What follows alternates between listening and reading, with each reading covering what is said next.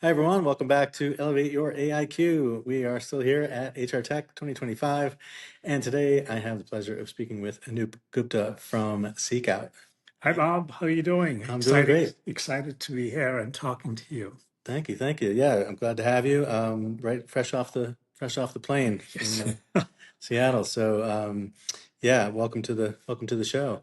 Thank you. So Seekout was one of the first solutions that I saw when I pivoted into this what I call the talent transformation space, and was really impressed. I also found it so logical that people would use technology and go out and look for great talent and not just wait for people to hopefully the right candidates apply to a job. And so without going too far down the what is the future of the resume conversation, I thought you could just talk a little bit about the impetus for starting the company and a little bit about your background.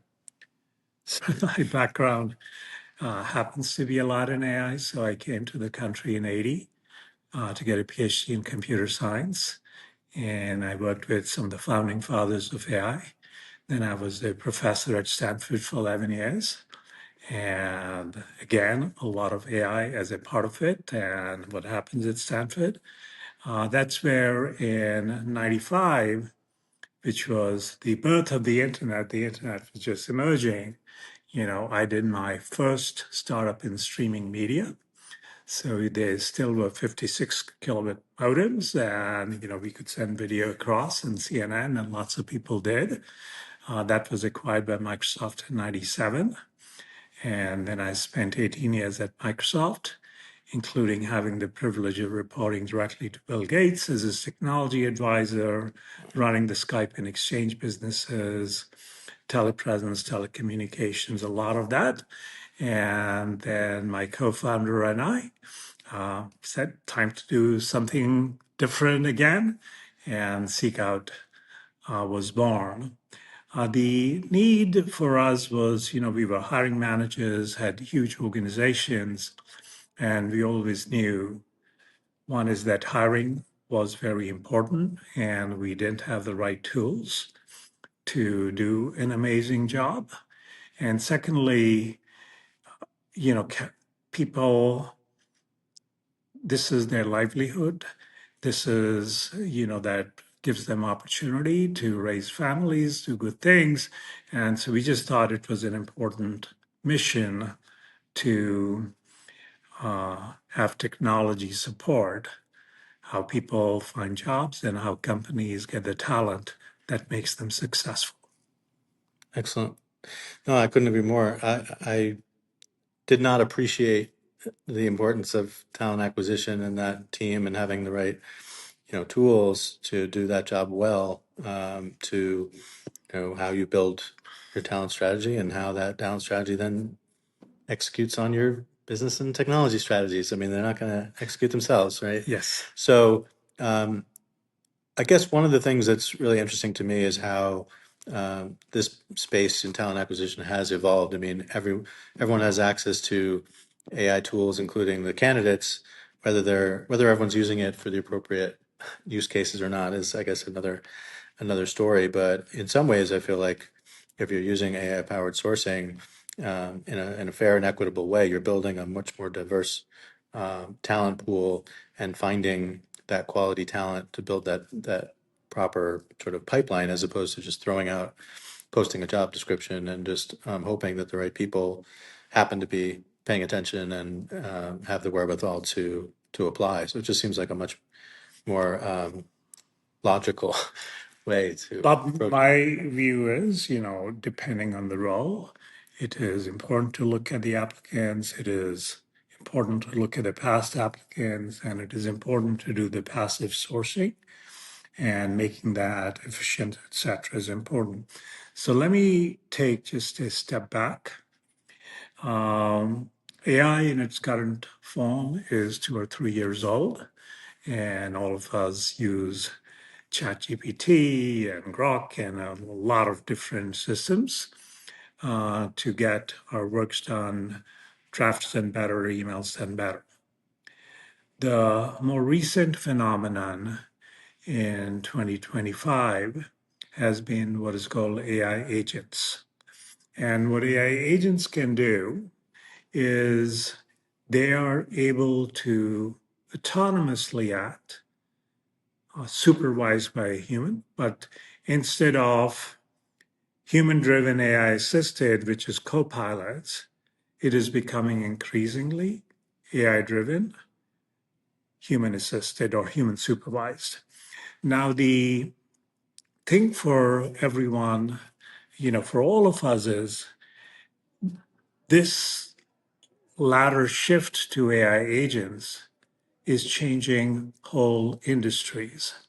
People are talking about AI developers that can be, AI developers there, AI SDRs, AI accountants, AI customer support. So the fundamental thing is that instead of giving a tool to a person or a recruiter, you can be focusing on delivering outcomes, directly hires or interview ready pipelines. So AI agents can do, and the trend is inevitable, the trend is irreversible. And so the question becomes, how do we incorporate it in our workflows? How do we incorporate it in our organizations? How do we make sure that AI is being used in responsible ways? So all of those things really matter. What Spot, so Seekout has had its recruit product. Yep. It still exists, and there's all kinds of AI there. We have launched a new agentic AI recruiting service, which amplifies, which will increase the productivity of your recruiting organization 50% over a year or 100%, over 2-3 years.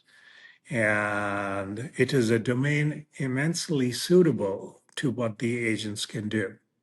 So if you look at what a recruiter does, initially the first step is you talk to the hiring manager, look at the job description, you figure out what is needed, what are the requirements. From that, if you're one of the recruiters, you will construct what we call a rubric or a what good looks like rubric. It is important to have a specification of what good looks like. Often this specification is not a keyword specification. It might be, they're not a job hopper. They were promoted in the same role. They have built systems that have served tens of millions, in applications, and they've made efficient infrastructure to do that. So these are English language specifications capturing what the people want. Then the next time that step that a sourcer or a recruiter does is they say, who are the possible candidates? These come from a few different places. These could be applicants who apply, and it is going a little crazy on that side with easy apply and Yeah. AI apply. And there are laws that you have to look at each one, so it's becoming quite problematic for these things. You have past applicants, and of course, you want to go out to the best people who are happy in their current job, and you want to pull them out. Now, humans have capacity to look at only a small number of people and explore because we get tired, we can't scan too much. But in this one model with AI agents, you can look at 2,000, 5,000, 10,000 pools and evaluate them against the rubric that you constructed. Then you can send to the top 100, 300, 500 very highly personalized engagement communications Yeah. to get them to respond. Personalizing it is very, very time consuming and mind numbing, okay, Right. in some ways to do that at that scale. And then when you get the people who are interested and you get their CVs, then there is, more information and insight into who is there, who is interested, and then you want to screen them. And you can use AI to screen. So a lot of end to end can be done by AI with supervision by human recruiters and the human recruiters focusing on the uniquely human task, which is engaging with the hiring manager to totally understand their needs, supervising who we are reaching out to and whether that's making sense, interacting with the candidates after they have been pre-selected and selling them on the company, on the opportunity, deeply understanding their communication skills and all those kinds of things. So our belief is that almost 80% of what a recruiter does today can be done by these AI agents, leaving time for the human recruiters to focus on what is uniquely human. Well, I've been warning people that for a while now, and the subsequent question is, what else can they can they do, right? And so you think about the average recruiter, and oftentimes people talk about, well, can they be more, to your point, can they be more talent advisors? Yes. Can they Yeah. be in a strategic position to have the final say, to oversee, some of these agents working in concert? There's still a lot to do, right? And so I think it's important for people to realize that, they're still going to have their own agency and their own decision making abilities and their own critical thinking to understand, is this the right missing sort of puzzle piece to fit into this team? And so um, the intent is for these agents to take on the tasks that, at the end of the day, humans are often doing robotic types Yeah. of things. And so if we can, offload that, then we free up capacity to do some of these other things, to be more engaged with the candidates, to be more Yeah. engaged with the hiring manager. And the agents, in some dimensions, are more capable than human beings, and in other dimensions, they are not. So, AI and AI agents, they can pass the bar exam, they can pass the MCAT. They know from semiconductor to AIs to accounting and the Right. tax laws. So the agents are very universal. You can also get um, reduced bias because there is a very singular way Yep. in which everybody is being evaluated without the name, without the image, without the accent, or whatever Yep. characteristics might be. Solely based on what they're able to do and the information that you find. But there are many things agents and AI cannot do. So I think that is so, it is not, we are just substituting a robotic part. I Right. think there's more than that Fair. to Yeah. where AI can Yeah. enhance us, make us better. Yeah. No, I think the the bias thing is a misconception that the AI is biased. Well, I think the real concern is if there's bias in the data that trained the AI, then you worry about the scale of that. Yeah. But the fact is, you've got a way to do that, all of that evaluation that you just described, in a very consistent and Yes. scalable way. Yeah. And that's such a huge part of where I think people get tripped up today, trying to just throw more people at the problem, and all those people have their own inconsistent biases Yes. that could come into play, whether that's, how a resume is evaluated, or to your point, even some, physical attributes if you're on a Zoom call or Yeah. having an Yeah. in-person interview, and things like that. But at least with the AI, you can detect and correct that bias, and you can continuously monitor that, which has always been a challenge in from a human Yes. talent Yes. acquisition perspective, because some information might not be documented, or it's Yeah. just not easily identifiable, I suppose. Yeah. So a few things there, Bob. So one is that It remains critical that we audit our AI tools, we Mm, look at the results, and we do the testing the best way possible. And there are a lot of companies like Fairna, which are helping do audits of the AI technology in many of these search engines and how they do the evaluation, mhm. that happens. It is also essential that we have humans in the loop at all of the right junctures Yep. that are there of the decision making around employment, who are taking a look. It is. It is also required by law that we keep a lot of audit logs, Yep. yeah, of the decision making. So other people, whether inside the company or outside the company, can look at the outcomes and make sure that we are not, being biased Yep. about how we are selecting. So I think there is a lot of steps we should take. We should build into the technology and the tools and the solutions that are there, and we shouldn't just take it lightly and ignore it.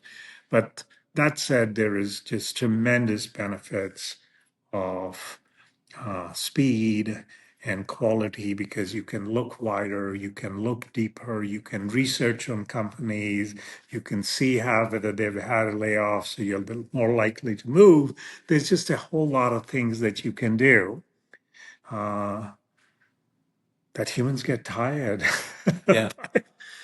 Yeah. And I think also, I think they just don't, they, they're overconfident in their ability to spot talent and maybe underappreciating, that there's bias in the way that they approach a type of candidate they're looking for, whether Yeah, it's um, you know ethnicity or it's where you went to school yeah. or I mean, not everybody went to Carnegie Mellon, but you still can um, get find talent in all Yes, kinds but of no, places. no, there are lots of people better than me who didn't go to any of the universities I went to. Well, I think that one of the things that you brought up when it comes to responsible AI, I do feel like the more educated all talent can be, but in particular in the HR space and the talent space, if people can just be aware of why these tools are being used, that they understand that they should not outsource their critical thinking to these agents or other types of AI that might come up with a score or a stack rank within an ATS, for example. But you've really got to understand that as long as we're being transparent and as long as we're monitoring these systems, we're in a much better position. Whether you're a vendor like Seekout or you're an employer, um, you're taking the appropriate steps. You're being transparent about how you're using AI and why. I think that goes a long way from a reputational standpoint Yes. as well for candidates to have that confidence. Yeah, to have that confidence. And, one of the um, cases we talk about is nowadays, because of AI and otherwise, the market conditions, often when you post a job, you get many applications. I was talking to a major telecom, uh, company, and they posted a recruiter job. So they got 1,600 applications the first day. And then this wonderful person was saying, "Can we take the job off?" They said, "No, there are minimum requirements of how many days you could have the job open." Now, her challenge was, you know, how do you deal with so many applicants and how much time it's going to take?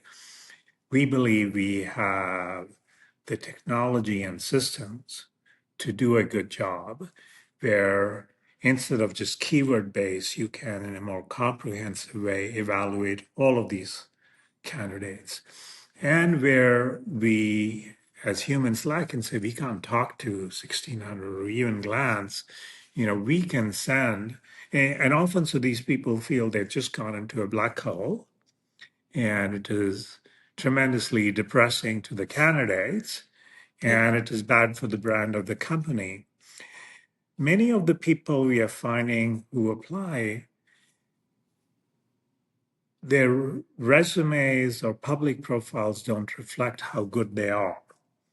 So what you need to do is really an interview in some sense. And with the modern AI, what is happening is everybody could have an AI interview, Agree. right? Yeah. And everybody has an opportunity to show their skills. And if there are a lot of bogus applicants, they'll just drop off. They'll say, I don't want to do that. But whoever is interested and willing to take the time, spend the time, make the effort, you can give them a chance. So they feel, the candidate feels, I was given a chance, I engaged, I did what it does, and the company feels has better data to make the decisions and to move forward. So we think, that is a huge opportunity. And if you do it that way, you can also make sure that a lot of the different AI regulations from Colorado, New York, California, Europe are being maintained, and you're doing the right thing by the candidates, and you're doing the right things by the company. Yeah, no, I couldn't have said it better myself. I think I'm very bullish on AI interviews. In fact, I don't interview myself often, but last two times I had interviews, I mean, the recruiter they were basically reading from a script, and Yeah, you yeah. could hear it in their voice. And so, again, if you're gonna do these things in a robotic way, then you're basically giving us a use case Yeah, to they're get an not agent to do they're that. not robotics. AI agents can be much more engaging. They can be Yeah, funny. They can go in deep. They can ask you, yeah, you know, questions. So the thing is that the AI technology is getting there, yeah, where you can engage in deeper ways, more interesting ways, more inquisitive ways, more curious ways to understand people better. And that is good for the candidates and that's good for the companies. And you can have consistency across all of the people because I'm sure human recruiters right. are not very consistent. Yeah, for sure. So is that something you think about as an enhancement to Seek Out Spot, or is that something that you would partner with, or you don't want to Yeah, I say? think in the beginning, very soon, it'll appear in Seekout Spot. And then we're going to take it down to our recruit product too. Okay. I think it's huge because you're helping both the candidate experience and the Yeah. recruiter experience. That 1600 becomes maybe 500, right? Because other people, like you said before, if a candidate's using a mass apply tool, how interested could they be Yeah. if they didn't even know they applied? I think that the 1,000 will become 50, Bob. Okay. I think, and that can be more easily dealt with. Yeah. Yeah. I think just giving everyone Yes. that opportunity Yes. just makes a lot of sense instead of Yes. this arbitrary cutoff. Well, Yeah. I'm measured on throughput, and I only have Yeah. time to read, you know, Yeah. 100 resumes, whatever it Yeah. is. So yeah, no, I agree with you. Um, the the last question I had for you was, I see a lot of misleading quote unquote education around how to use AI in talent acquisition, and I use those quotes facetiously because um, people are being instructed to just put a resume into like a generic chat GPT or Claude or something and have it, evaluate that resume. Mhm. Um, I just think that, I mean, I know we don't have like certifications of who's teaching who what, but I just feel like there's a huge miss there in terms of, like you were talking about, the responsible AI piece. I mean, these tools have been thoroughly evaluated and tested and designed very carefully with sense about taking into account this sensitivity of this information, and for people to just think that because these tools are available, they could just go out and do that type of sort of resume and intake processing using a generic LLM is a big miss. And now, of course, we have these AI browsers where people can do who knows what with that. I just think it's I mean, this is why responsible AI and trustworthy vendors is so important because you can't just, it's the Wild West out there a little bit. Yeah, I think even if, so firstly, I think companies can get in trouble and, Bob goes and says, hey, I was not hired correctly, and, the Workday lawsuit, and then there's a lot of things that are going on. There was a recent one, I don't remember. Um, so companies need to be careful if the audit shows, I just did fed it into the AI and that's how it came out. Though again, if there's human review. But this thing is not just legal, they're not doing the best they could Mhm. with a tool that properly evaluates the candidate against a rubric, Yep. right? That rubric is based on the conditions that hiring manager, job description you agreed upon, and then you apply it consistently. Because if you just feed two resumes into, Claude or ChatGPT, for the same job, it'll give you very different things. That's right. There's no guarantee of any consistency, uniformity, and to rely on that data is just a miss Yep. and a fail on the part of the organization. Yep. Agree.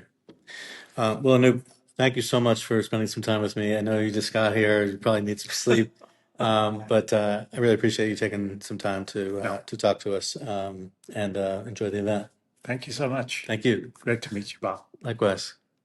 Thanks, everyone.